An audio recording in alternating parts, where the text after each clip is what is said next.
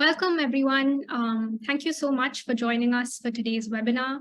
I am Anjali Vishwamohanan, Director of Policy Engagement with the Asia Investor Group on Climate Change, and I will help run the session today. This webinar is jointly organized by the Asia Investor Group on Climate Change and ClientEarth. Today, we officially launched the new guide titled Greenwashing and How to Avoid It, an introductory guide for Asia's finance industry. In a few minutes, you will hear a presentation highlighting the contents of the report, which includes an overview of emerging forms of greenwashing and the different regulations, guidelines, and legal actions being taken on greenwashing across Asia and elsewhere. We will also go through recommendations for financial institutions to guard against greenwashing risks. A panel discussion will follow the presentation. We have gathered a fantastic group of panelists to discuss the measures that can be deployed by financial institutions and investors to guard against greenwashing allegations. Just a quick housekeeping rule before we get started. Throughout the course of the webinar, if you have any questions, please feel free to raise it in the Q&A function in your Zoom panel.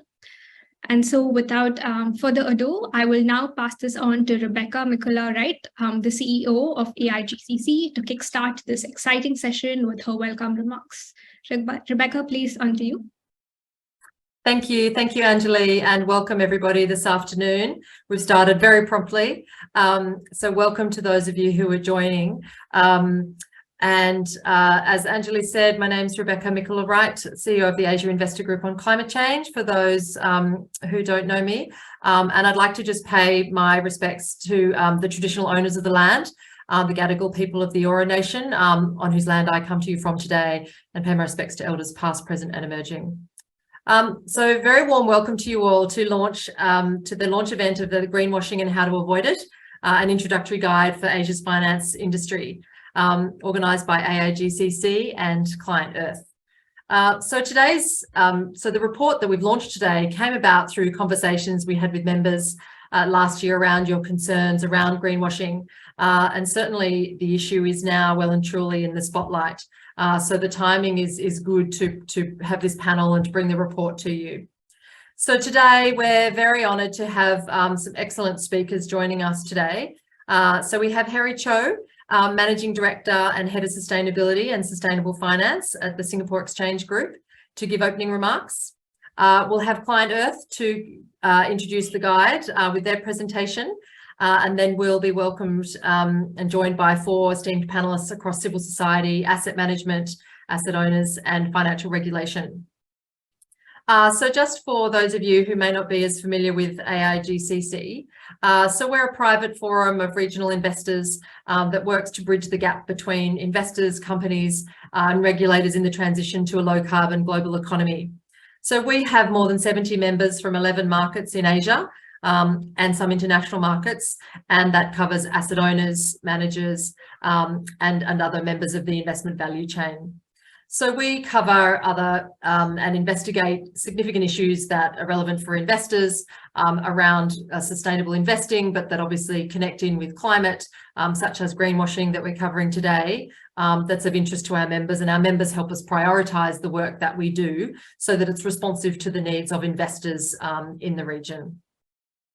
So I'm really delighted to be working again with ClientEarth.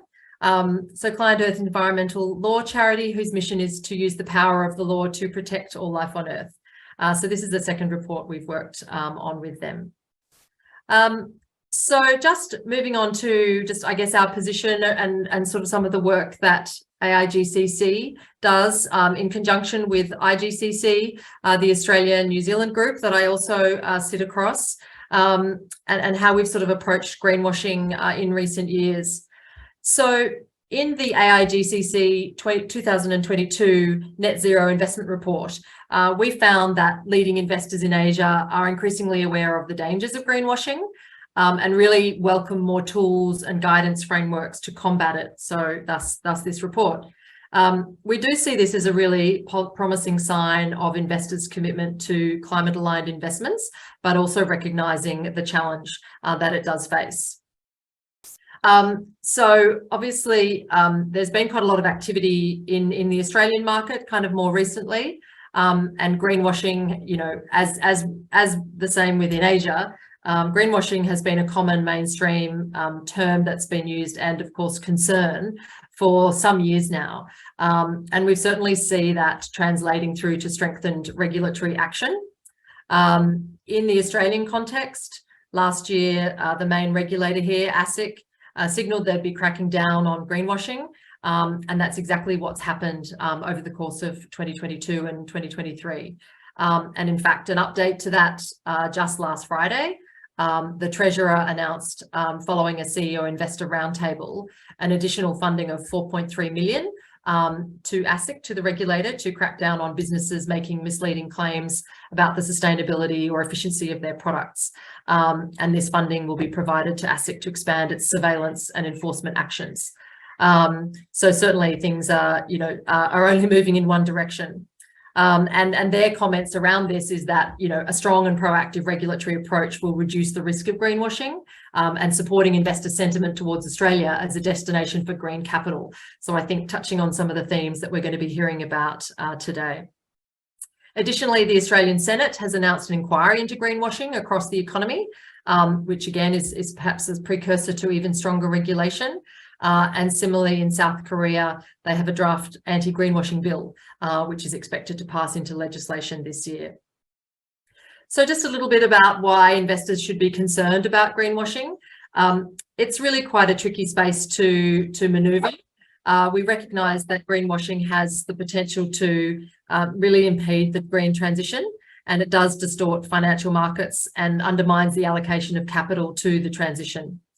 So, you know, we recognise there are different types of greenwashing, and some may be deliberate and malicious, but more often, you know, it does seem to be a result of misalignment between companies' desires to meet market demand for sustainability and the difficulty of doing that while also meeting the market's other demands.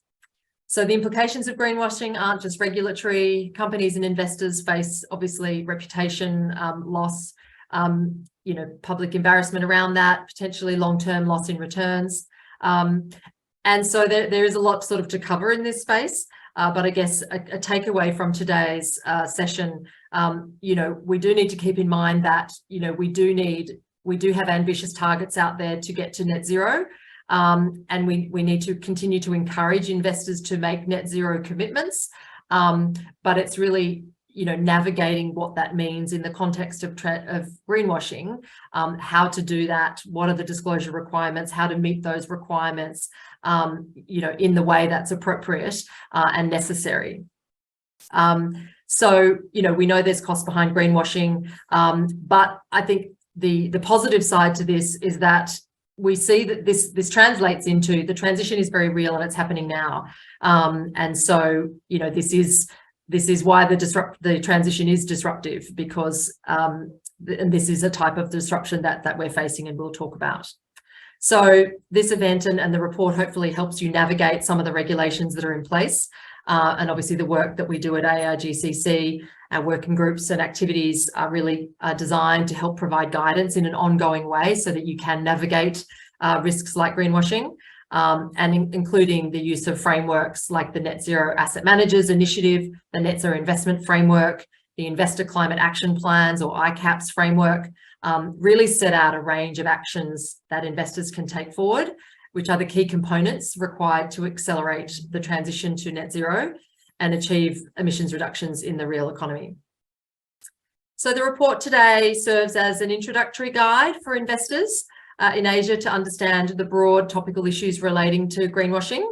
So it'll help you understand what constitutes greenwashing. We track its history and rise across the world, as well as obviously the regulatory and enforcement actions that have been taken across Asian countries against companies and investors accused of greenwashing activities of different kinds. So finally, the guide provides 5 practical and key overarching simple recommendations for investors, so that hopefully you avoid being caught up in any greenwashing sort of accusations or allegations. So obviously, I'll hand back to Anjali now, but enjoy the session and of course download and share the report more broadly with your networks. Thanks everybody. Thank you, Rebecca. Next, we are honored to have Harry Cho, Managing Director and Head of Sustainability and Sustainable Finance at SGX, to deliver a keynote speech for this session. Thank you, Rebecca, and thank you, Anjali. First off, many congratulations to AIGCC and ClientEarth, and of course, all the members of AIGCC as well, who contributed on this important report. Thank you also for the opportunity to share with this community on a few thoughts from my end. I am talking to the preached here, or rather I'm preaching to the converted here, but we know that Asia will make or break our ability to meet the global goals and the Paris Agreement and beyond. So just wanted to recognize one more time that the work that we are collectively doing and the progress we make is, needless to say, absolutely critical. Now, it is going to be an ongoing marathon and a challenge to balance the economic growth and the social needs together with managing the climate vulnerabilities, and this requires a multifaceted approach, not least also being cognizant of other environmental objectives too. We also know that businesses, real economy sector, need to play a leading role in mobilizing climate action from the bottom up. And in order to fund these, sustainable finance, sustainable or responsible investing has become a critical focus in Asia across the markets. The good news is that many of us and many of you for years now since Paris Agreement have been actively engaging on understanding the impact of climate change, climate emergency on your investments and proposing solutions to address these issues too. For example, by setting targets to align your portfolios and developing sustainability climate-related financial products that have been contributing towards the NDCs and beyond, and sector-specific net zero goals too. As you as investors advance climate action strategies, you will face increased scrutiny, as will regulators, as will countries, as will companies, and the expectations from your stakeholders will continue to rise too.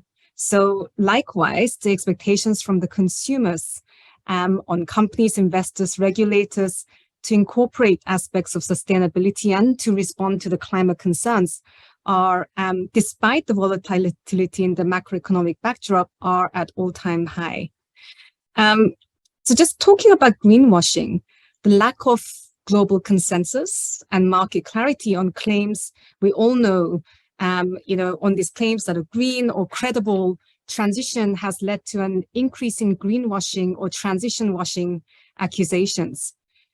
Regardless of investors and intentions by broader market players, greenwashing can have a devastating effect on the overall market, especially given relative nascency of the climate finance in Asia. So if unchecked, it will represent long-term risks and will impede the progress by preventing effective resource allocation for impactful climate action, and in the short term, perhaps loss of public trust as well. Rebecca mentioned the various regulatory drives that is ongoing. There is a very nice summary in the report, so no need to sort of go over those here, but the regulators, governments are all stepping up, in particular in the drive towards transparency and financial products saying what it does on the tin in the labels for sustainable climate-related products and beyond. Briefly on SGX Group, the Singapore Exchange, we have been doing our part to actively look at the mechanisms to ensure the transparency of intentions of financial institutions that operate in the sustainability space. An example is a recent launch of the SGX Sustainable Fixed Income Initiative.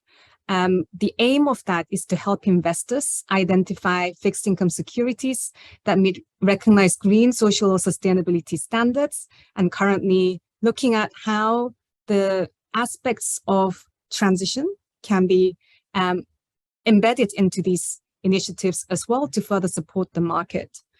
You will benefit by looking at this initiative from assurances that these securities have been independently checked to align with the recognized standards, as well as continued public disclosures of material developments that may affect alignment with the recognized standards.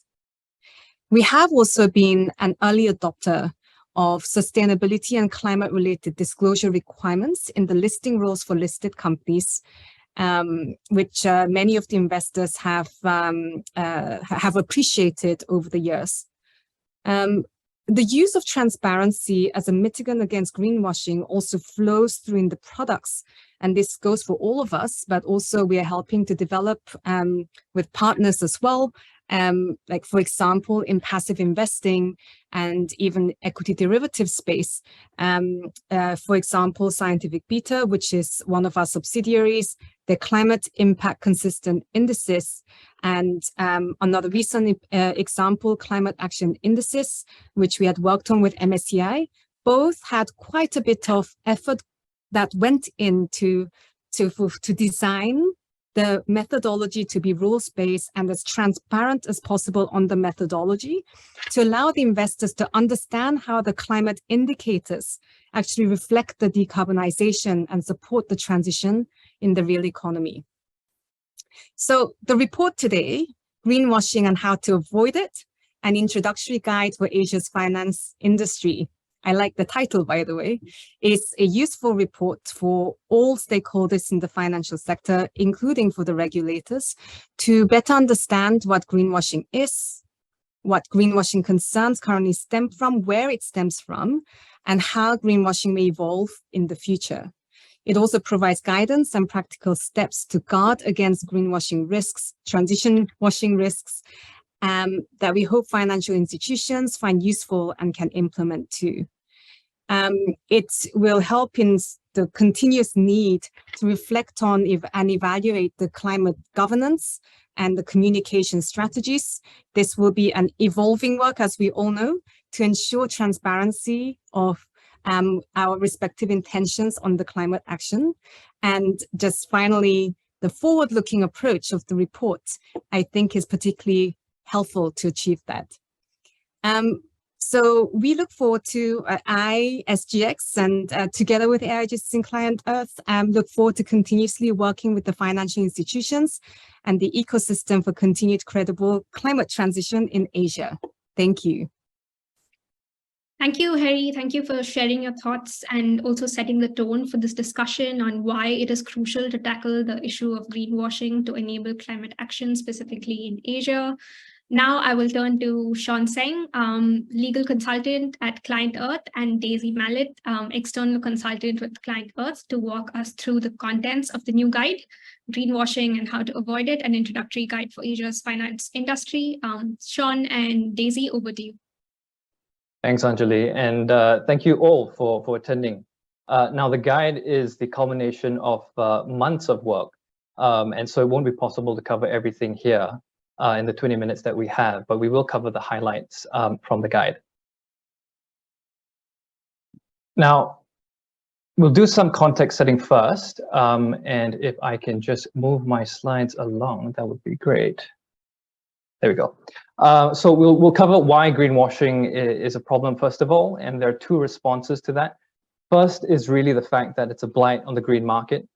During the keynote speech, Ms. Harry Cho very ably mentioned how the sustainable finance within the context of Asia is going to be critical in the fight against climate change.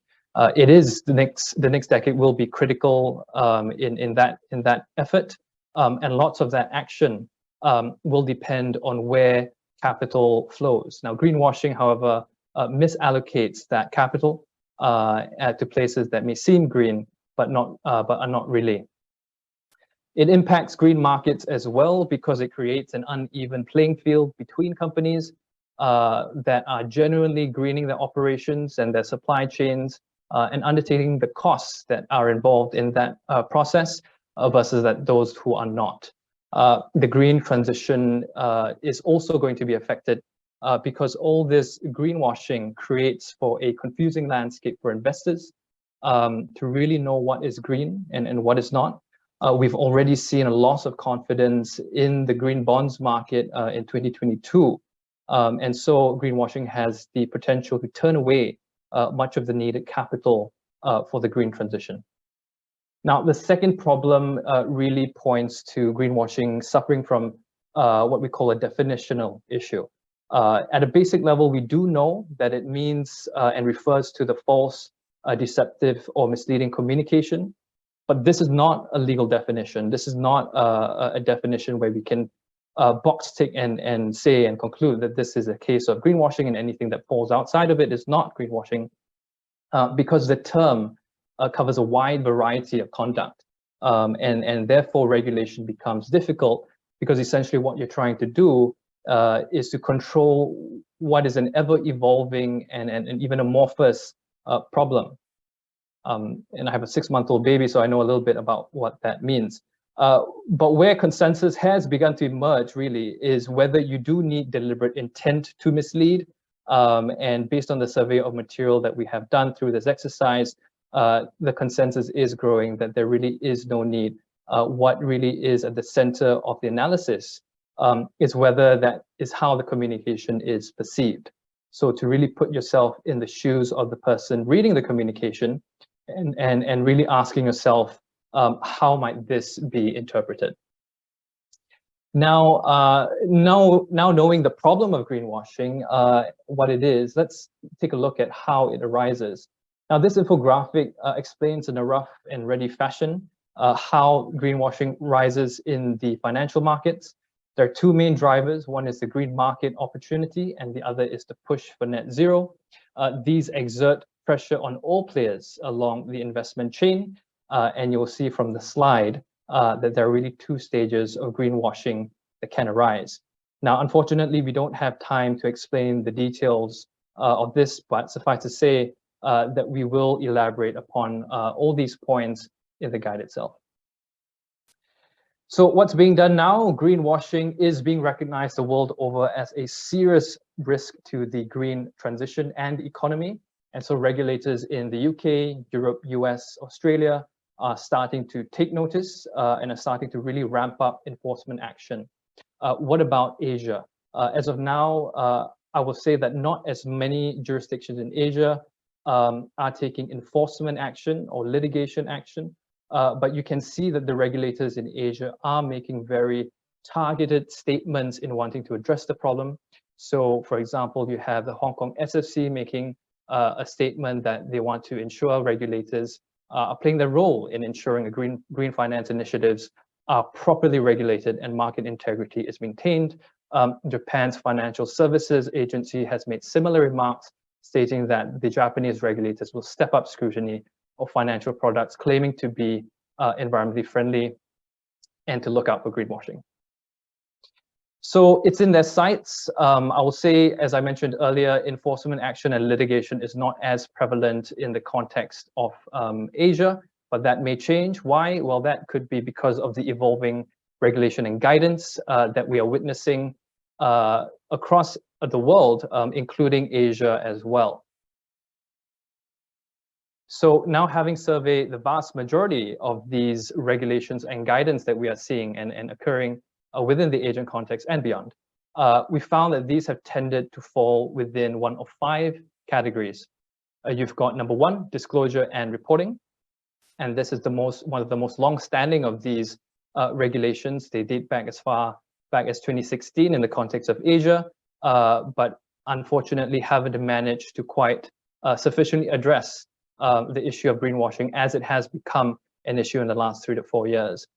You also have climate taxonomies, and one chief example of this is the version 2 of the ASEAN taxonomy on sustainable finance, which was recently published. 3, you have product and fund labeling, and this is a recent but important development, also alluded to by both Rebecca and Ms. Harry Cho. Really, the question or the area of focus here is the criteria that is imposed before a fund can be allowed to label itself as an ESG fund or a green fund. Now, green ratings criteria is the next one. This one is important. It really refers to the rules that guide comparisons between a company's performance on ESG-related metrics and factors. The finance industry relies so much on credit rating agencies and third-party data providers to guide investments and make investments guide the decisions. These really are the rules that will enhance transparency and consistency on how companies are rated or evaluated on ESG-related metrics. Now, the final one is on net zero integrity standards. So once institutions set net zero ambition, how credible are these ambitions? How do you assess this credibility?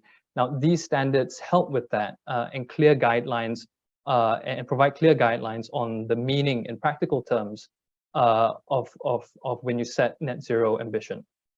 Now, these are all elaborated within the guide itself, including the countries and the regions that they're taking place. For now, you will see from the slide that there are these colored circles at the background, which indicate at which level they're taking place. And these are at the international, regional, and domestic levels.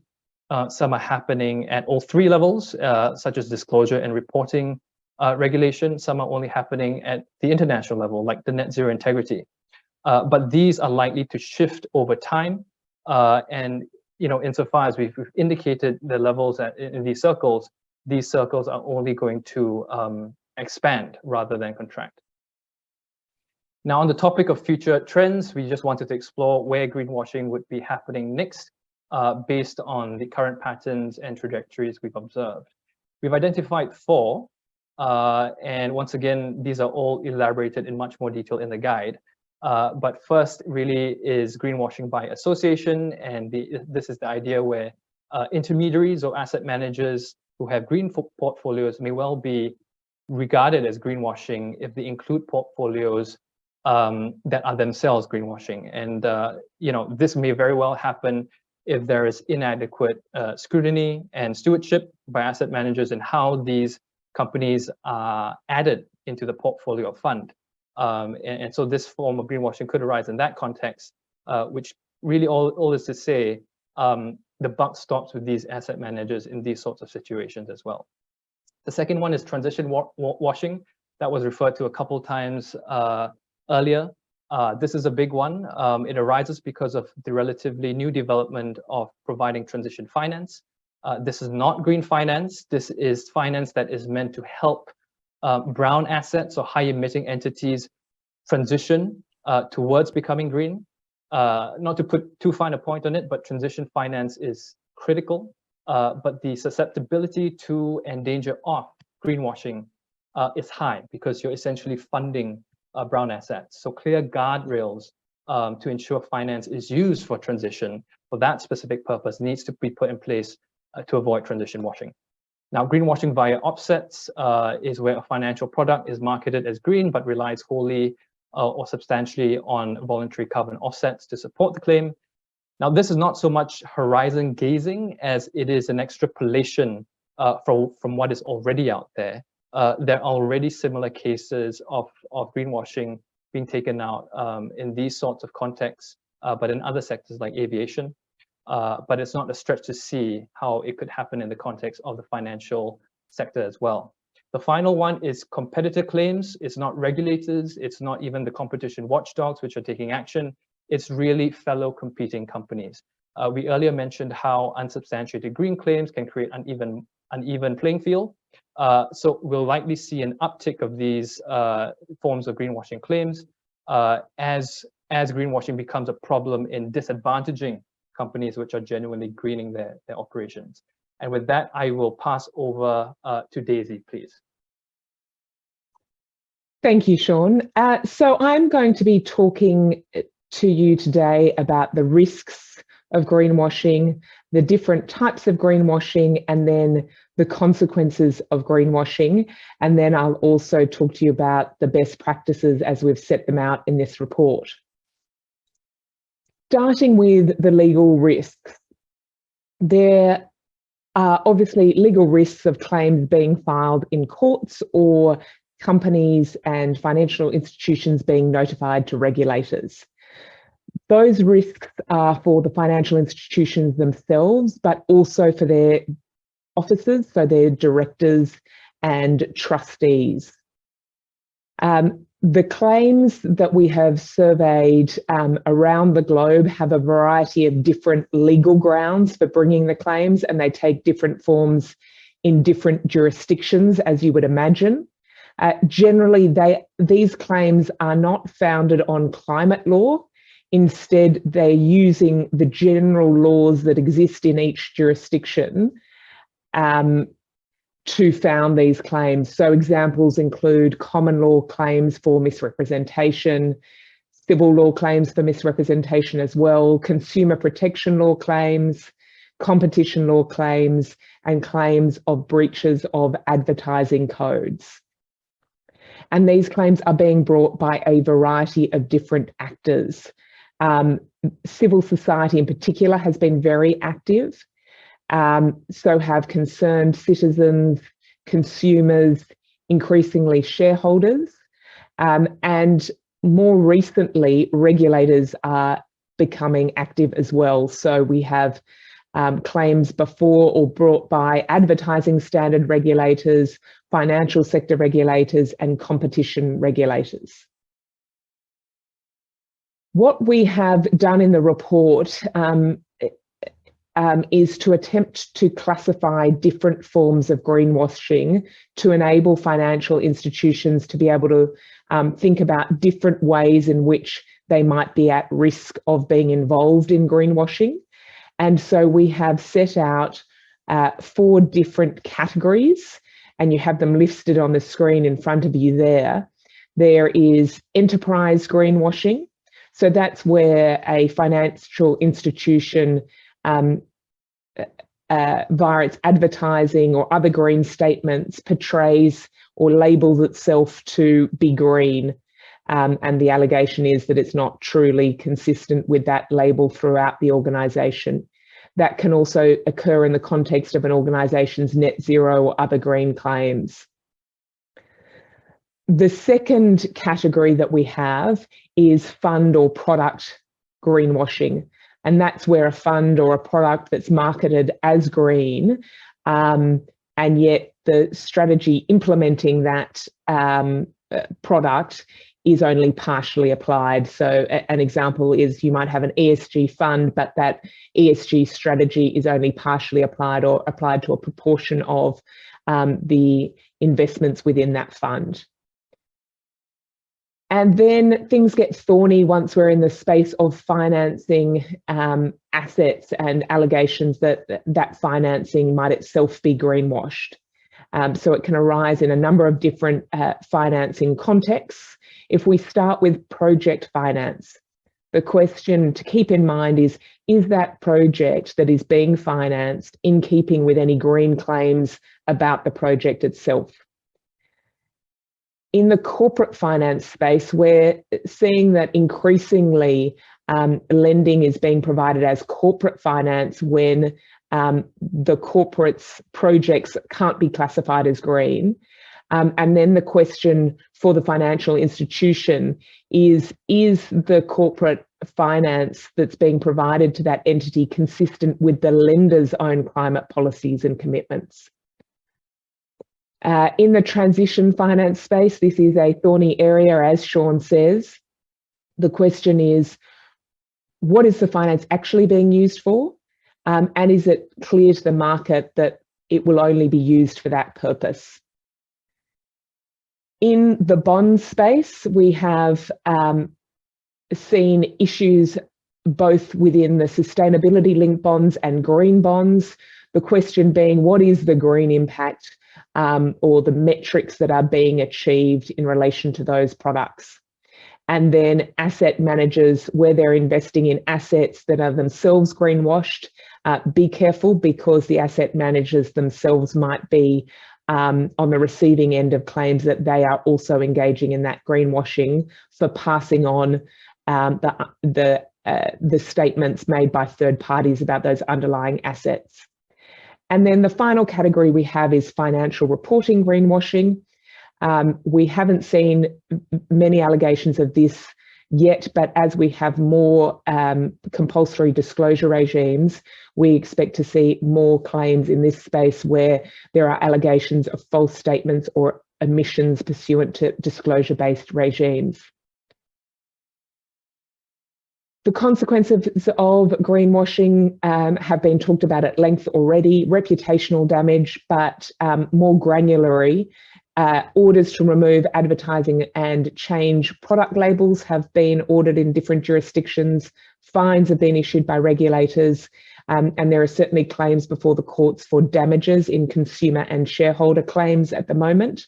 And then there's that broader financial system impact piece, repricing of a green product, repricing of the whole green asset class, concerns around capital exodus from the financial product or category, reduced capital across other green asset classes as contagion occurs, and negative impacts on financial stability of all green asset classes and less capital for the green transition.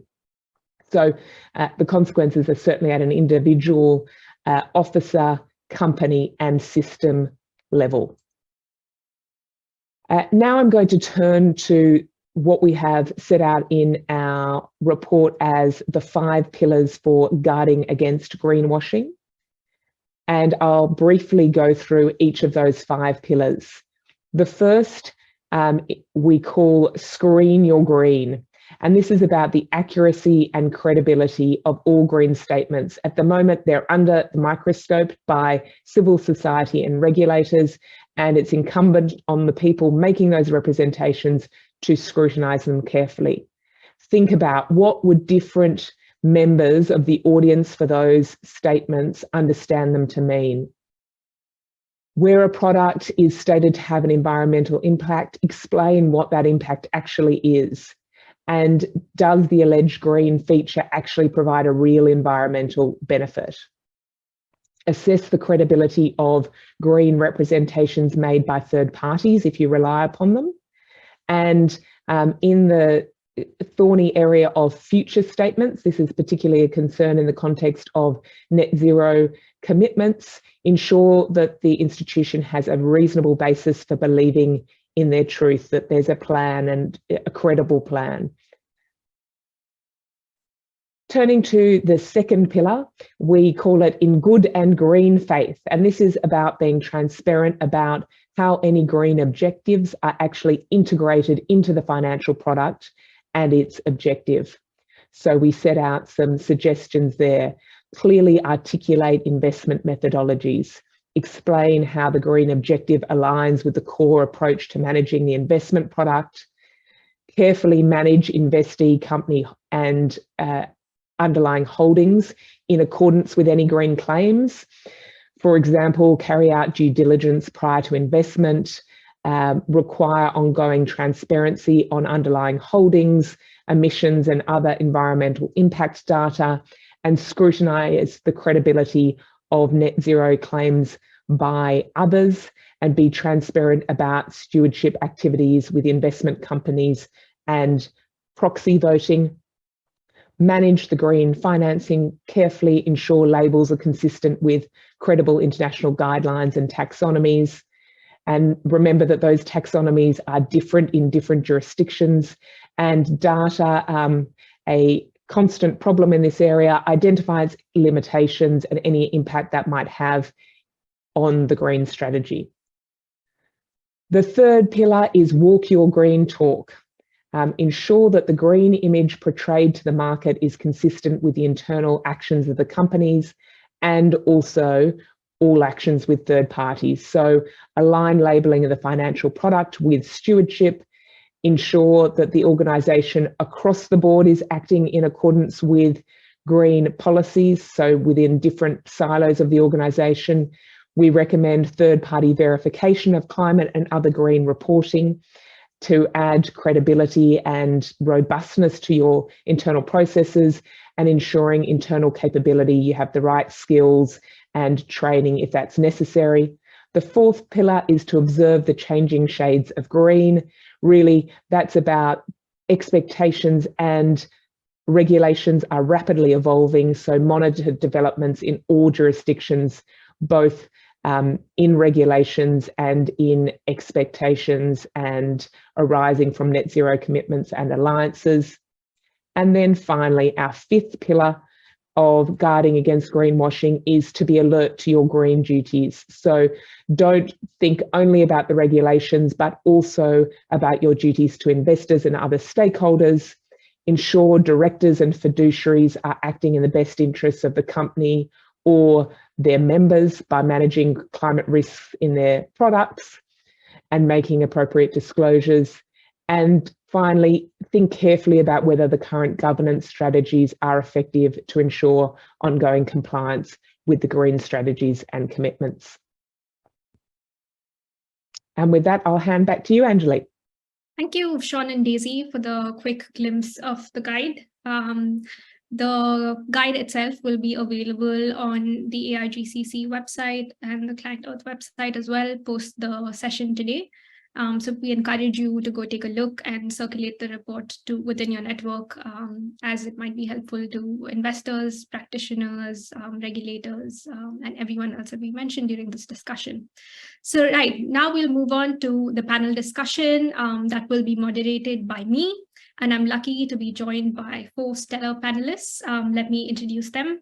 So we have Zoe Bush, Senior Solicitor with the Environmental Defenders Office. We have Sophia Cheng, Chief Investment Officer of Cathay Financial Holdings and also Chair of the AIGCC Board Committee. We have Elaine Ang, Senior Associate Director with the International Affairs and Sustainable Finance Division of the Securities and Futures Commission of Hong Kong. And then finally, we have David Smith, Senior Investment Director with Aberdeen. So throughout the course of this panel discussion, we will delve into further practical nuances of the issues that were raised in the report, and also hope to get insights from the panelists on how this issue has been evolving and actions being taken actively to curb its spread. And we have also been receiving a lot of questions from audience as well. That's quite directed at practical understanding of how different entities in the financial ecosystem have been thinking about greenwashing. So I will raise these questions as well as we go through the discussion. So first, I think just following on from Daisy's conclusion about recommendations that, different institutions need to take, I want to sort of take a step back and sort of go around the financial ecosystem and understand there is a level of expectations and accountability element between the different entities that operate in the space already to prevent greenwashing. So let's start with that general topic of discussion. So I will first turn to Elaine to highlight regulatory expectations that are prevalent from investors and investment products that incorporate a sustainability or climate element. Elaine, over to you. Thank you very much. And thank you, AIGCC, for organizing this and for having me here. As I am listening to the opening remarks and the report, the summary of the report, I realized that I'm going to be in line for a lot of questions. So looking forward to this discussion. Right, so I do not deny that there has been a lot of regulatory attention in sustainability. If you think back about the reason for this happening, it's because of the incredible rise, of sustainable finance, ESG or green finance or sustainable, the whole sustainability term. Rightly pointed out in the report, regulators are concerned about greenwashing, misleading investors. And so this centers around our responsibility to keep markets fair and transparent and operating in that manner, and to ensure that investors are protected. In order for us to do that, we depend on the regulatory tools and the regulatory definitions and regimes that are already in place. And to be honest, from our point of view, greenwashing or ESG washing is no different from any sort of misrepresentation that can occur within the asset management industry when you're selling products to investors. The main problem here is because there is no clear definition on what green is or what is ESG or what defines sustainability. And even within the sustainable finance field, if you ask different people, they have a slightly different definition of everything. So therein lies the main problem. The SFC, we work with other regulators around the world in this organization called IOSCO. So it's the International Organization of Securities Regulators. We are one of the vice chairs of the Sustainable Finance Task Force, and we work very closely with other peers who are interested in this topic on what are the regulatory developments or the regulatory expectations that we should be putting out, as a body in general. And then within its jurisdictions, they would take that and implement it locally, just as how we have done it in Hong Kong for our expectations on asset managers, on the disclosures for ESG funds, and now the disclosures by listed companies, right? So, but the principles are all the same. Essentially, we recognize there are non-financial risks that are in the market that could affect investment products, in investment funds, and that certain investors want to know about it, and certain investors, because of their preference, and certain investors want to know about it because of the risk that it brings to their products, to their investments. So then asset managers or sellers of investment products needs to have a responsibility to ensure that this information is disclosed in a clear and simple manner that can be understood by the users of this information, right? So that's a very long story about why we are getting active into this. And in a very high level, what we are expecting. It's complicated when you go into specific greenwashing topics. But if you take a step back and think about how you should be constructing your portfolios, how do you define your investment strategies, and how do you then sell these products, they are no different from what is expected of any asset manager at this point in time. It's just that this has a slightly green focus or a sustainability focus. Great. So I might now turn to Sophia to walk us through perhaps the standards and expectations from asset owners, both from companies and asset managers on greenwashing and ESG related claims. Okay, thank you. I'm so happy to see the report. I think over the past years, when we see various stakeholders learning more knowledge about what the others are doing, it's getting harder and harder for corporate to do anything misleading. And yet today we still see many wrong behaviors. They may not walk their talk that much, but I think with this effort together, we have been holding quite positive view. I don't care how others do. Can I do a bit more? And then we prove it works. Then we can invite more people to do. So we have done that in past couple years. I'm very confident that with such an effort, we can also move the world to better standardized, and people can benchmark similar standards while also respect some local difference and eventually target the same goal.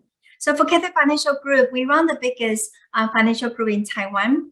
About 60+% to 70% of the asset is life insurance asset. So typically we are defined as an asset owner.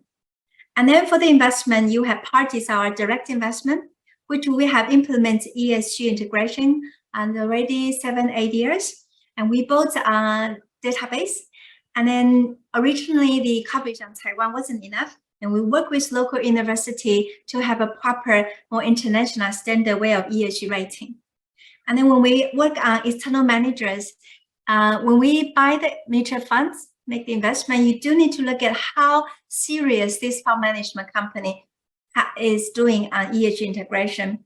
Where when we talk to the fund houses, both for funds, ETF, and mandates, sometimes if for Taiwan market, they will say, well, the existing ESG database is not enough.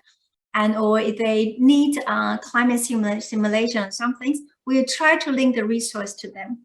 So today, because Cathay ourselves is also listed companies, we have many standards that we need to apply and we need to follow. So such as overall ESG performance, ESG integration, international initiative, including TCFD, SBT, RE100.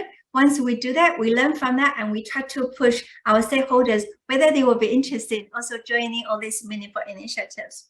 We can also do engagement, including Climate Action 100+, Asia Utility Engagement Program. By doing so, that we can learn the methodology, apply to the target companies beyond the list in the original initiative.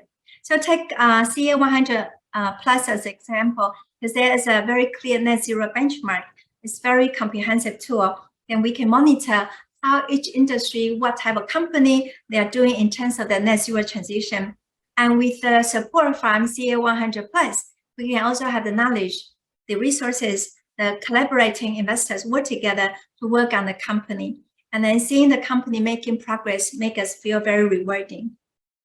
For fund houses, maybe subsidiaries we have, life, non-life, asset management, either themselves has proper responsible framework, responsible investment framework. Also the fund manager, are they a member of PRI? Do they have their own stewardship, proper ESG integration, including PE fund, hedge fund, venture capital fund? They do need to reply. We do annual review on the details. So over time, we also hope eventually if we can invite them to do more engagement program together, they will be quite meaningful. So by doing engagement, we actually benefit the most because we can learn the most updated guideline and we can improve our own capability. We also earn respect. That is a very important motivation for us to do more. And then we also can create a positive cycle on ESG integration, and we can invite all that we work together. As Rebecca always said before, learn by doing and do by learning.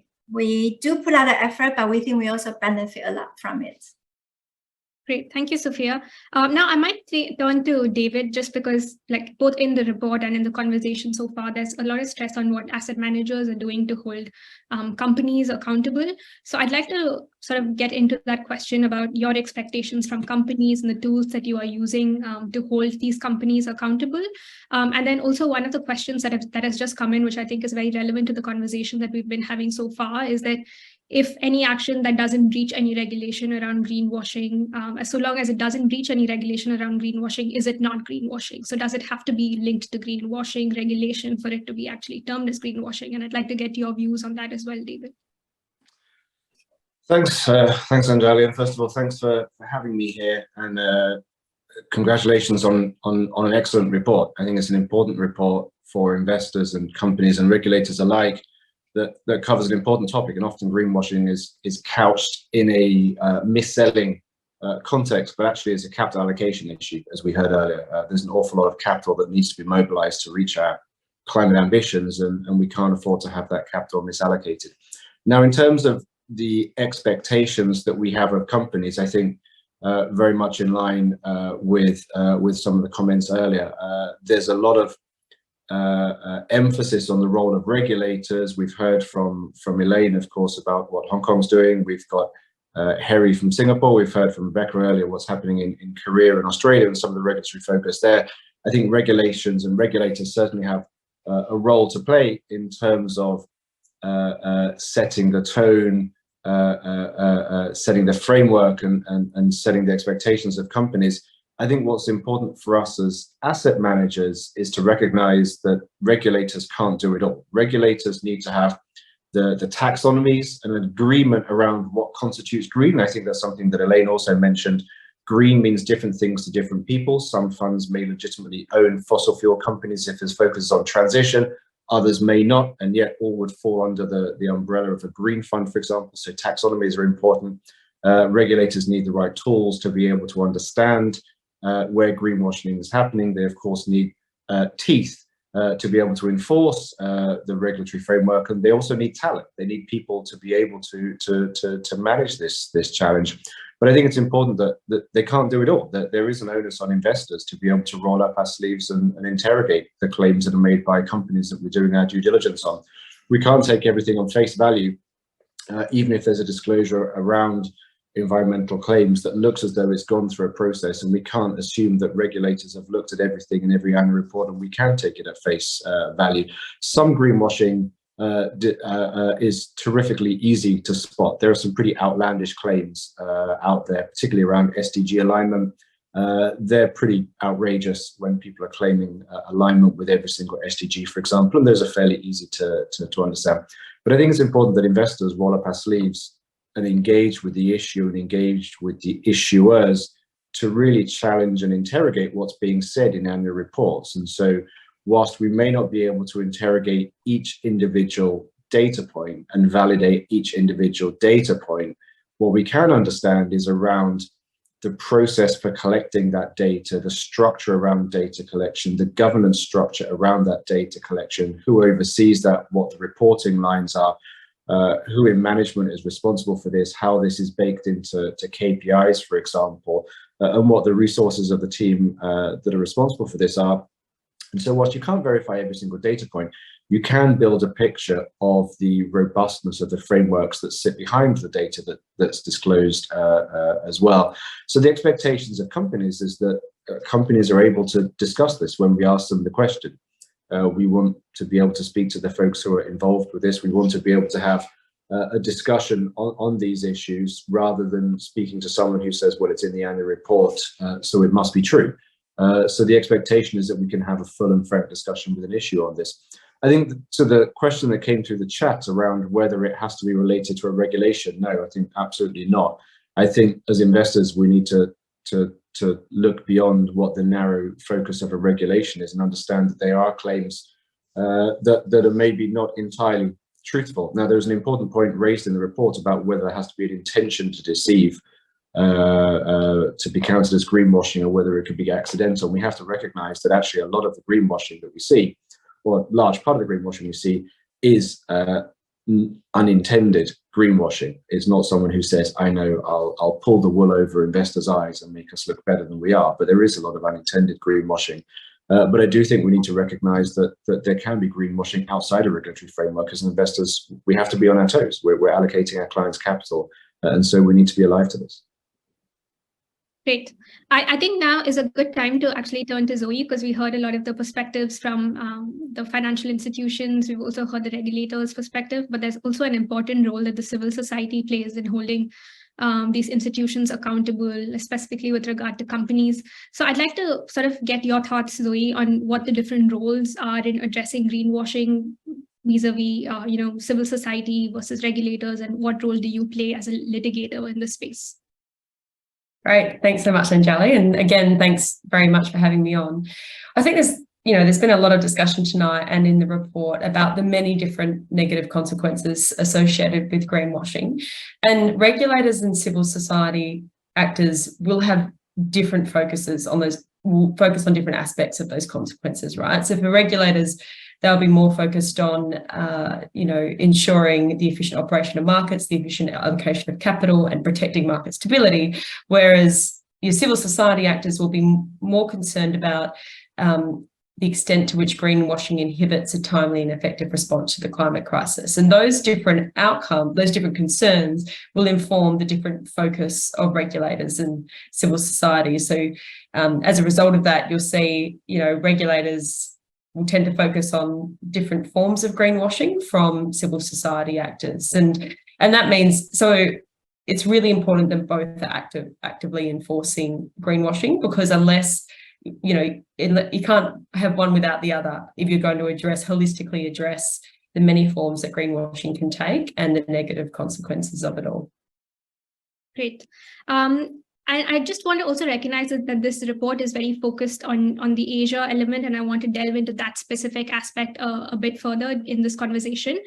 So I will perhaps turn to Sophia. So as an Asia-based investor, when you think about the challenges to approaching issues such as transition and transition finance in Asia, how do investors walk that fine line between transition and greenwashing, while also thinking about various other concerns that are very relevant to Asian markets, such as energy security, energy access, just transition, and all of that? If you could speak to that a bit more, I think that would give this conversation more perspective. Okay, thank you. Whenever I hear the question, how to avoid greenwashing, I get headache. Just simply don't do greenwashing. So we are all adults. Can we do something meaningful and respectful? And we need to design a whole system assuming someone else will be thief. And then second, we have very high standard on ourselves. You cannot afford any tolerance for mistake. What's wrong with lending to someone who later greenwashing? I just divest. And so I can think about the potential challenges in Asia when I look at a couple years ago when we start to work on this versus global. Sometimes there were some challenges we face. In 2021, Japan government launched the Asia Energy Transition Initiative. And during the report, I mentioned about some possible challenges in Asia, including there is a diverse starting point for country and their dependence on, for example, energy like in coal. And also there is a very natural resource for renewable energies. For example, Taiwan, we depend 97% of this country's energy depends on import. And so that's why we spend many years trying to support renewable energy. When it grows to a state, we can start to push reduce on coal, zero coal, and then reduce on fossil. So every country, their natural resource situation is different. And also the Asian countries, they are also different economic stage. These all need to be put into consideration. And then when we zoom that down to industries, and the OECD has did an industry survey, key challenges in transition finance. It also highlighted lack of climate and transition related data, which earlier speaker already mentioned that. And also variation in countries' net zero commitment and NDC. And a couple years ago, this was a big debate in Asia. Today, we have already 15 countries or markets that commit to net zero or carbon neutrality. So another few years later, I think with the peer competition among all the countries, I do think the progress in Asia will get better standardized. And then still many countries, the lack of rational sector pathway. And Taiwan has our net zero pathway in last year, announced in March, and the Ministry of Economics put a lot of effort pushing that. So what we do is try to talk to our stakeholders, our credit borrower and investee company, what is your progress? Do you need any help and any knowledge? And also for many countries, affordability for companies and sectors is also very important. And then we zoom into very micro into this sustainable project, transition finance project. And there are many projects that are really meaningful. But often when I take a look at this project, some of them are very hard to understand. Some of them don't have very minimum proper details. Some of them are simply financially not visible. And eventually, if a bank they feel is not bankable, not investable, they will walk away. And second challenge I see is financial institution, if they have sufficient visitors to apply for loan and investment, they tend to have lower initial incentive motivation to take a look at these new projects. And therefore, but they do face a lot of challenge on their effort on green finance. So some of them may start with easy project and better go with large company and who also are very strong and have very good ESG rating already. Some company, the large company, they don't need to borrow. They are very cash rich, but they issue green bond. And you invest in this green bond, you have the green bond investment and green loan or sustainability linked loan. But actually, if you lend to company, they don't need the money at all, just for their green reputation as well. You are squeezing the capacity available for other projects. So it really depends on the country's situation. Do they have over liquidity? In Taiwan, this is less a problem because the whole system has abundant liquidity. So I try to urge the government to consider how much financial institution we invest and lend to green related projects rather than how many financial institutions issue green bond. We don't need to issue green bond. Our deposit cost is a lot lower. And then also companies, they may issue green bond. It really depends on the market whether they need it. We try not to focus on labeled financial product. At the end of the day, whether a company care about ESG, whether an asset manager care about responsible investment, that matters. And we start really look into the too hard, we can avoid greenwashing. And lastly, I think it's very important that we analyze most recent progress in each market because it's emerging very quickly. We feel so overwhelmed. We have to keep investing in human resource to analyze and do the prediction, and then we can provide more insight to our the engagement target companies. AIGCC provides very strong network for Asia, and also it's very good gateway for us to link to the world. So I do appreciate in the past many years, despite our contribution to AIGCC, we also benefit the most. We learn a lot from it. So at the end of the day, I think engagement matters, and consistent review on the progress from ourselves and our stakeholder, that also matters. Then we can do and wait for a progress, and then we can discuss what are the next steps. We need to care, we need to do. So yes, this challenge is part of our life. But I see challenge as the reason why we exist and discuss here today. Thanks, Sophia. I might just turn to you, David, now as an international investor that is active in Asia. I'd like for you to sort of speak about unique approaches that Aberdeen is adopting in Asia specifically to deal with greenwashing risks. Also, just to highlight that there's a really interesting question that's come up with regard to, I think, the Aberdeen case study as well, that's there in the report, which really touches upon capacity building and training for ESG analysts within Aberdeen. So the question is really about the growing trend of non-ESG professionals being appointed into leadership positions, and then having both business and sustainability expertise in the industry is important, but what can be done to ensure more competence in ESG roles in Asia? Wow, it's a very good question, a very perceptive question. First of all, I'll talk a little bit about what we're doing in Asia and how that's maybe unique to Asia, or perhaps not so unique to Asia. When we engage with companies, when we understand greenwashing risks or what companies are saying, in every market, we have to understand the local context of that company. Sophia mentioned, for example, the unique energy mix in Taiwan. And so when we look at Taiwanese companies and their climate commitments and their targets for renewable energy, we have to understand those commitments and targets in the context of the energy mix of the broader market, and how feasible and realistic some of those targets are, because companies may wish to move at one speed and then the energy market's moving at another speed. We have to understand that interplay.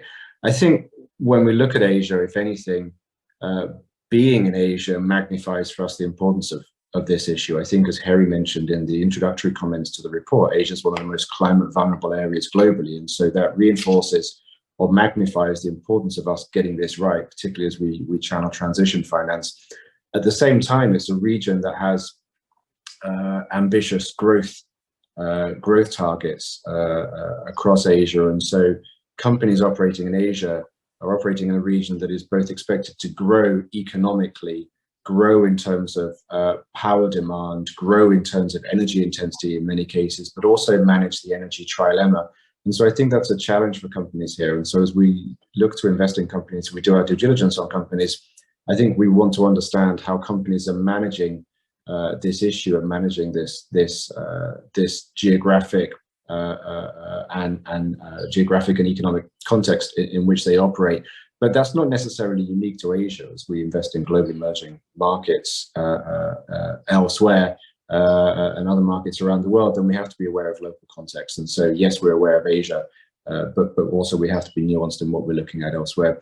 In terms of what we're doing, and I'll focus on the case study earlier, something that we developed a few years ago was a series of training courses and capacity building tools that we use both internally, but also across the industry to some of our partners in Singapore and beyond, where we're looking to build capacity through both introductory and more advanced courses on ESG. We're aware that across the industry, there's different levels of familiarity and awareness of ESG. And so one of the requests we got from many of our partners was, can you help us through our different layers of colleagues, whether they're client facing, whether they're fund gatekeepers or research, for example, can you help us upskill here? Can you help develop a course? And so that's something that we've done. We've been quite pleased with the uptake around the region as we've developed that tool in partnership with IMAS here in Singapore. So that's terrifically important.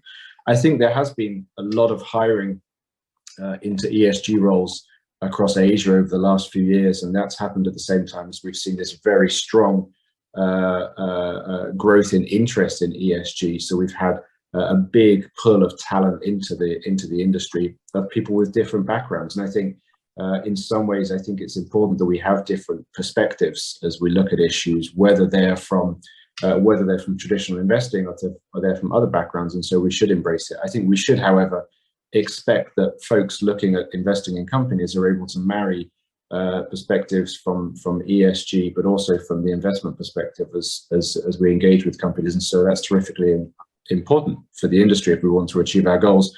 But there has been an awful lot of hiring in this space, and I think that's something that a few asset managers around the region and other stakeholders are bedding down over the last few years to make sure that there is that baseline acceptance and awareness and familiarity with ESG. Great. I think maybe Elaine, to turn to you, I think we've heard quite a bit about the necessity for investors to engage with companies and to understand the way that they think about actions associated with the claims that they make. So maybe if I could turn to you, so one of the mechanisms for investors and the general community to understand companies better is through disclosure. But there's also a sort of a problem there, right? Like, so disclosure of data is good, making data available is good, but I think there's some level of concern that now with the level of disclosure requirements that there might be too much data that's out there that makes it quite difficult to understand exactly what companies are doing, just because you might end up just navigating way too much data to really make sense of what is happening. So I wonder if there's a role for regulators there, specifically in Asia, as we are in the process of implementing a lot of disclosure requirements for companies. Can you sort of maybe highlight some thinking about how you are thinking about navigating that issues around disclosure? Yeah, thank you for that. That's a good question. So first of all, I just want to make a point that disclosures are only the superficial layer, right? A lot has to happen before you get to the disclosure bit, including getting data, including collecting data internally, verifying it, putting it together so that it makes sense, and then finally disclosing the portion that you want to be exposed to public. Right. So there is a lot in there. So disclosures are just the first step. Data is an issue. From our perspective, we've been hearing a lot from the market that there is insufficient data so that companies can report accurately. So on the other side of the fence, I guess, on the other side of the pond, then the investors are saying that there's too much data because then they have to make sense of it, okay? And we're kind of caught in the middle, right? So the issue of having a lot of data has been around for a very long time, right? I was in the ESG field before I joined the regulator, so that has been there for a long time. And this is also the reason why ESG ratings have gained so much popularity or support, or well, good business in that sense, over the last few years, because they help investors distill information. They help to condense that into a simple, easy to understand rating. What regulators can do, and I think what we should do, is to define properly what data is needed. Because even if you take a very simple piece of data like scope 1, scope 2, scope 3 emissions, how do you calculate it? How do you define it? What's your scope? If all of that information is properly defined, then when the data is exposed to public and investors are using that information, they do not need to do as much post-processing work. So they can take it. And if it's been verified by a third party, then, you know, to a certain level, to a certain extent, you can rely on that data, right? And then obviously it depends on the asset manager level, how much resources they have to further cleanse that data. So I think the regulators can play a role in that sense, making sure that the definitions are clear. And then globally for us to also then agree on a set of criteria or a set of standards that we can all support. And I think we're getting closer to that. I mean, you know, with the ISSB standards that might be coming out that are coming out in June, I think we will have that very first time where we all agree on something. And hopefully that can be the foundation for building on future disclosures going forward. Yeah, so that's the question. But I wanted to just come back on one point that was brought up earlier around if it's not caught by regulators or regulations, that it's not greenwashing. I mean, obviously I have to talk about this, right? The first thing first is that regulators cannot define everything. It will be a horrific situation if regulators came out and say, from A to Z, this is greenwashing. So we will never be able to do that because the market moves very quickly. It's like, you know, trying to catch, I guess, thieves, although I don't mean it that way, but, you know, innovation in financial sector happens all the time. And we will not be able to catch everything. So we need to stick to the principles of what we think should conduct of financial intermediaries, how they should behave. And therefore, you know, those are the principles that we will be enforcing, right? And then the other point around the balance between economic stages of companies and of countries, and how do you balance developmental needs, balancing that with climate commitments and transitional financing and all that. This is the reason why it's so challenging in Asia. And this is also the reason why we're not going to get one single prescriptive standard for that everybody is going to just say, yeah, we're going to do this. It's going to be slightly tailored for every single country. It has to have that local context. And that understanding of local context is never going to go away. This is exactly what it's like to live and invest in Asia. Yes, so maybe just to stay on that theme of disclosure, data, and commitments, I'd like to sort of turn to Zoe to talk about the changing trends that we are seeing with regard to net zero commitments versus green hushing amongst corporates and financial institutions. These are sort of like two phenomena that are pushing in opposite directions, but are so relevant to the context of greenwashing. So just as a definition, and this segment is there in the report as well, green hushing is essentially where companies are trying to underreport or do not disclose their green credentials to avoid scrutiny or to have to properly substantiate their claims. And I know, Zoe, that you've been thinking about this issue quite a bit. Yeah, thanks, Anjali. So obviously we've had, so in Australia, the Australasian Centre for Corporate Responsibility filed a claim against the oil and gas company Santos Limited in relation to its claim that it had a clear and credible pathway to achieve net zero emissions by 2040.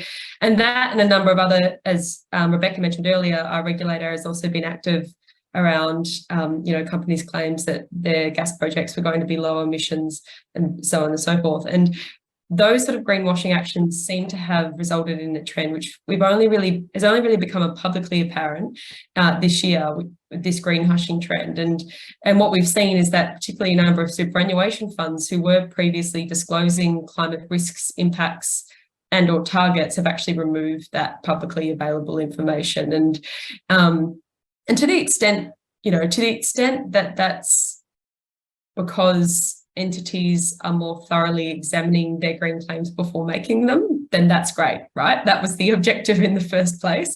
But if it's actually represents a ratcheting down of substantive climate action or a ratcheting down of genuine transition efforts, then that's concerning, and that's not a good thing. And you know, obviously, to the extent that is the case, that conduct would be fairly short-sighted by an entity, given the implications it would have for its ability to attract finance and insurance, and the fact that, as we've discussed in the report details, there are now mandatory climate disclosure frameworks in a number of jurisdictions, and they're coming in other jurisdictions. So it would be short-sighted, but nonetheless, it is informing how especially civil society actors are thinking about greenwashing and what they're focusing on in terms of legal actions. And so what I think we can expect to see going forward is less of a focus on what companies say about their preparedness for the energy transition, and more about the actual alignment of their business model with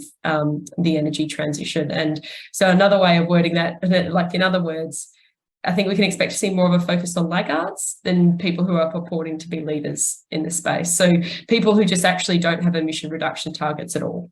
You know, like there's just no evidence that they're starting to align their business model with what's going to be required by the energy transition. And, you know, and I think ClientEarth and Greenpeace France obviously brought a claim against the directors of Shell, claiming that they've breached their duties under the UK Companies Act because, amongst other things, Shell is exposed to a number of material climate risks, including the regulatory and market shifts that would be associated with efforts to limit warming to 1.5 degrees. And Greenpeace says that the directors have failed to adequately prepare the company for those risks. And as a result, the company, it says, is exposed to a serious risk of stranded assets and significant write-downs. And so I think that's an example of the type of action you can expect to see more of a focus on going forward, because, you know, we don't, like, it's not in anyone's interest to penalise genuine efforts, genuine transition efforts and genuine climate ambition. You know, that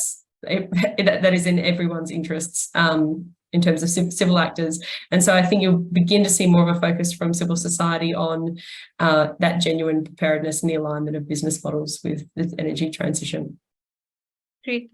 Zoe, just staying with you, I think one difference in trend that we're seeing amongst other jurisdictions in Asia is that the judiciary is not as active in Asia because cases are not being brought towards courts in Asia as it is in a lot of other countries. So I'd like, from your experience, I'd just like for you to highlight if there is any specific advantage that you see in getting the judiciary also active on the issue of greenwashing that we could sort of learn from. Yeah, absolutely. Yeah, I mean, obviously litigation is always expensive and risky, and it's the timeframes are long, right? And unfortunately, the science tells us that we don't have that time. So it's, you know, it is a slow, risky, and expensive process. But there are, you know, in our minds, there are three key benefits to bringing legal proceedings in relation to greenwashing when it's appropriate.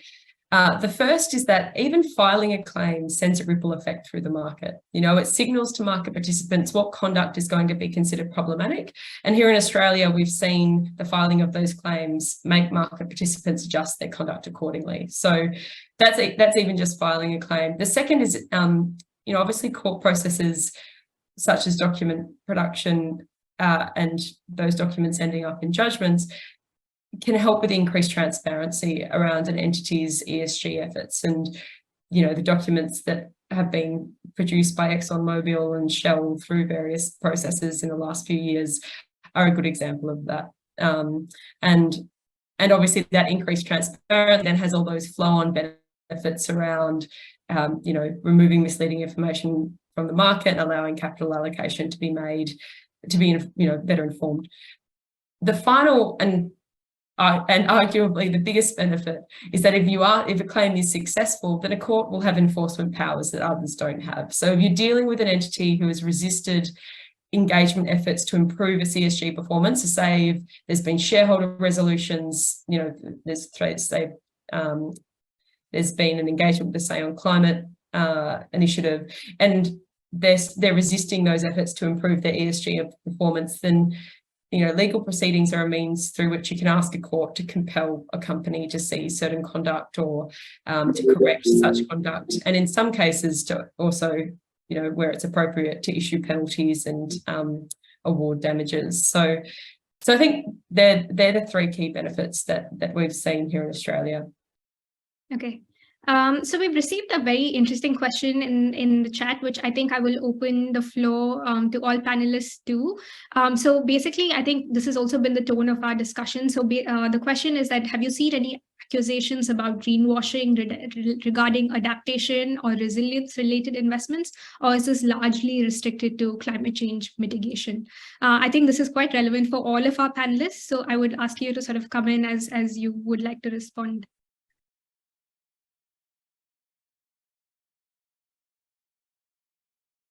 Perhaps, David, this might be relevant to your engagements. Yeah, and so I think the answer is clearly yes. Obviously not going to go into examples, but I think what we've tended to see more of is unsubstantiated, or what we tend to see is unsubstantiated claims of resilience and ability to adapt, rather than outright greenwashing per se, which are maybe two sides of the same coin. But obviously that's a big part of what we're speaking to companies on. But annual reports tend to have commentary around resilience. We think will be okay if sea levels rise by, however much they predict they're going to rise, whichever company we're speaking to, we think will be okay. But without much detail to substantiate that, then of course we can look at our own numbers and our own internal tools, and we can say, actually, we're not sure how credible that claim is. And something that we can touch on later is the importance of tools and the ability to understand the credibility of climate claims by corporates and the way that assets or portfolios, for that matter, may perform in different climate scenarios. I think it's important that we have these tools to be able to push back and say, actually, we disagree with your view that everything will be fine, nothing to see here. And I think that's really important. Zoe or Elaine, I wonder if you might want to step in on this. I'll give this a shot. I can't say that we've seen a huge amount of greenwashing in this area because I'm the regulator, right? So if I do say that, means something's going to happen. So I reserve any comments on that. But I think I want to pick up on what David was saying. The disclosures around your resilience or what you are doing around climate, and even on your commitments to climate ambitions. I think all of that requires substantiation. That requires science-based research to back it up. If you can defend it, I think then you can explain it to your regulator. If that's something that has come up for a concern for us. So that's all I would say about this. Okay. There's also an interesting question about costs relating to basically one of the ways to control greenwashing is to audit corporate initiatives, but then that involves a lot of costs for companies and also investors. So basically any steps or measures that are being taken to ensure that these costs don't spiral out of control in the effort to guard against greenwashing. Maybe Sophia, maybe to start with you first. Okay, in Taiwan, more than 90% of the corporates are SMEs. So in the past years, when you started telling about buying renewable energy, and they will say, well, it's expensive. And you have to tell them, well, nothing is expensive at all compared with the carbon levy and carbon tax in the future. And then they say, well, we need to do carbon footprinting, but I don't know how to do that. And also have the certified, so expensive. But if we come back to the idea of materiality, whether they have the third-party certification, especially on emission, it's not that critical because unless your supply chain customer asks you to have a certified number, your scope 1 and scope 2 come from fuel purchase, electricity, unless you are in some special industry. Otherwise, just the fuel, the car, the gasoline we buy, the electricity we buy pretty much maybe cover 90% of the emission for these SMEs. So yes, they have budget constraint, and we will think about where are the possible solutions unless they cover the super majority of their emission. And then the CSR report, they tend to communicate with so many stakeholders, and therefore with GRI standard, and you need to disclose TCFD and all these important elements. I think it's already well set there. So when we decide, besides CSR report, what else? I need a third-party certification. For example, in 2021, we asked a third party to certify when we label SDG as number X, do we really qualify for international standard? Because you start to see some corporate claiming that they fulfill all the 16 SDGs stuff. Yeah, so when we see a kind of general problem, we would want to be the first leader. We do have someone to certify. So we have, I think there's somewhere around 9 or 10 SDGs that we do follow the global standard on those criteria. So because there is if every single action we need to have third-party certification, it's okay to do that, but it may not be the most efficient in terms of how much time we need and the resource available. So can I also think about some mechanism we can try to push what we want it to happen rather than the tick box? And today we have regulator, we have the management, the board, we have stakeholder, investor, supply chain, customer, and all the company already know no ESG, no money, no ESG, no business. And so with regulators setting out the standard, stakeholder monitor what's happening, and we do engagement if there is any wrongdoing, or if they are a bit slow versus global trends, we can always take the action first. So that's why in our engagement, we focus on two important parts. One is information disclosure. There's no disclosure, no foundation for dialogue. The other one is their climate governance. How are they responding to climate action? And this involves with broader and broader area, from not just emission, but also the overall systemic change on water system, water resource, biodiversity, and nature. So it's kind of expanding over time. So to answer, sorry it takes so long to answer. I do think the certification is good if they have sufficient resources. But as Elaine just mentioned, not just regulator cannot define everything. I think all these new on this sustainability related issue, it's kind of roll over, keep rolling, and materiality is something that I think can be a useful benchmark when we think about whether I need to do certification. Thank you, Sophia. I think I'm afraid that's all the time that we have today to go over this very complex issue, but I think we've used the panelists' time well to get their very insightful perspectives on a varied number of issues around greenwashing. So I hope the audience found this session to be useful, and I'd like to thank all the panelists for their time in joining us for this session and joining us for this very important conversation. In case we haven't been able to respond to your questions, please drop us an email at info@aigcc.net, and we will try getting back to you offline. I'm just highlighting again that the report will be made available on our website right after the session, and the recording for this session will be made available on our YouTube channel and shared with you for replay. Thanks everyone again for your time, and we look forward to taking this work forward. Thank you.